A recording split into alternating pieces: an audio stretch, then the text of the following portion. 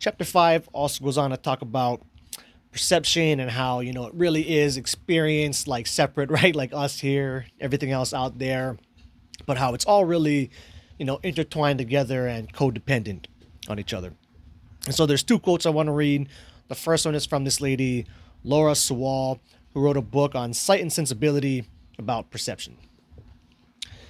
So, if vision and perception in general is a form of translation between inner and outer geographies, then the question of vision, of how we see, becomes one of how we translate between these realms. Perception is intercourse, a tantric affair with the folds and flushes of the landscape.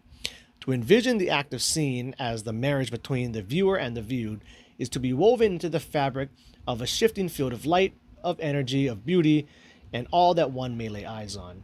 It is to recognize that, as in all marriages, there are 1,000 ways to honor the union, and as in any intimate relationship, what we bring to the exchange determines the quality of the experience. And, that's just beautifully said. And then it has this other one in here from this guy, David Bohm, a physicist, who says the same thing, but in a more, physicist-y kind of way.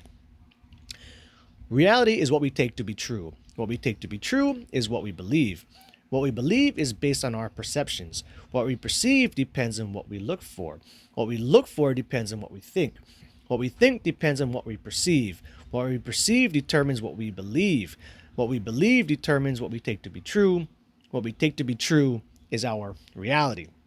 And then it also goes on, the next thing in here kind of talks about how, how strong our moods and feelings are, right? Like if you wake up, in a grumpy mood, feeling like shit, everything's going to look crappy. But if you wake up in love, then hell, everything's lovely.